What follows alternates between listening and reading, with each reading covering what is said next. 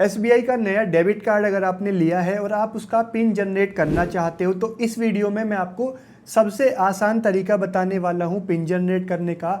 2 minute में आपका pin generate हो जाएगा।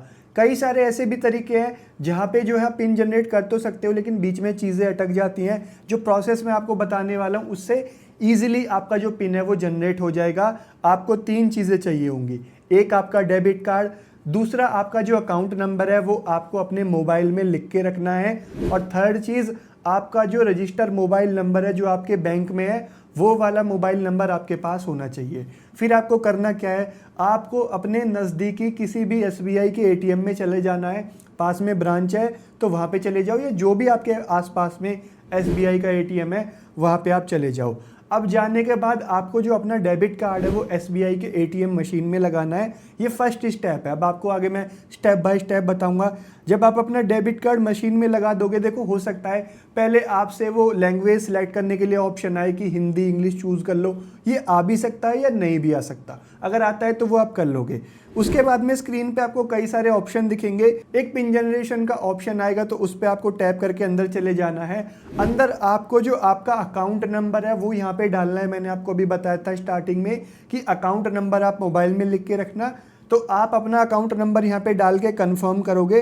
कंफर्म करने के बाद फिर आपका जो रजिस्टर मोबाइल नंबर है बैंक में, फिर वो यहाँ पे आपको डाल देना है। डालने के बाद जैसे ही आप कंफर्म करोगे, एक ग्रीन पिन, एक ओटीपी की तरह नंबर आपके मोबाइल पे आ जाएगा। आपको एसएमएस आ जाएगा, 4 या 6 डिजिट का नंबर आपके पास आ जाएगा। आप अपने मोबाइल में देखोगे एसएमएस आपके पास एक आया होगा, उसमें आपको वो चीज़ दिख जाएगी।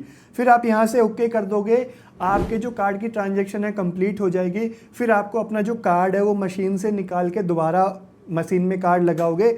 लगाने के बाद फिर नेक्स्ट स्टेप में हो सकता है फिर से लैंग्वेज के बारे में पूछे, या फिर हो सकता है आपसे सेविंग अकाउंट है कि करंट अकाउंट है, इसका भी ऑप्शन आ सकता है। तो आप अपने अकॉर्डिंग, ये सिंपल सी चीज़ है, इसको चूज़ कर लोगे। फिर अंदर जाओगे, आपको कई सारे ऑप्शन आएंगे। आपको बैंकिंग के अंदर चले जाना है। अब देखो हो सकता है जो ऑप्शन है वो अलग अलग एटीएम में ऊपर नीचे हो सकता है, लेकिन यही सारी चीज़ें मिलेंगी। तो बैंकिंग के अंदर आप चले जाओगे, वहाँ पे आपको एक पिन चेंज का ऑप्शन आएगा। अब पिन चेंज का ऑप्शन आपको हो सकता है बैंकिंग से पहले भी आ जाए या फिर अदर्स या सर्विसेज में आ जाए। तो वहाँ पे जाने के बाद आप जो पिन चेंज वाला ऑप्शन है, वैसे तो आपको बैंकिंग में मिल जाएगा, उस पर आप टैप करोगे पिन चेंज वाले पे।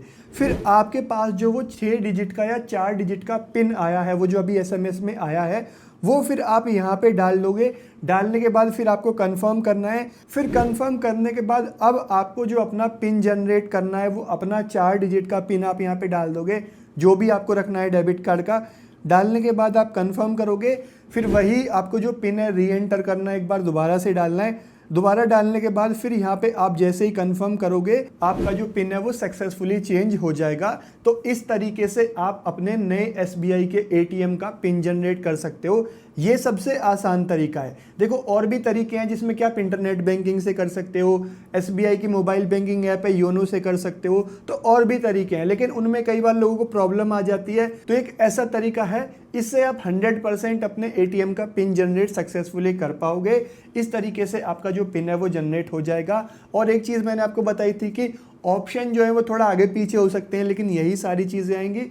इसी तरीके का प्रोसेस होगा जिससे आप अपने एसबीआई के एटीएम का पिन जनरेट कर सकते हो। होपफुली एक सिंपल सा छोटा वीडियो आपको समझ आया होगा। स्टेप बाय स्टेप मैंने आपको बताया। वीडियो पसंद आया हो तो लाइक कर देना, चैनल पे नए तो सब्सक्राइब करके बेल आइकन प्रेस कर लेना, इस तरीके के और वीडियोस इजी तरीके से देखने के लिए। और अगर आपको उसमें कोई दिक्कत आ जाती है, इसमें कुछ क्वेश्चन मेरे से पूछना है, तो नीचे कमेंट कर देना। मैं मिलता हूँ आपसे एक नई वीडियो में, तब तक के लिए थैंक यू, बाय बाय।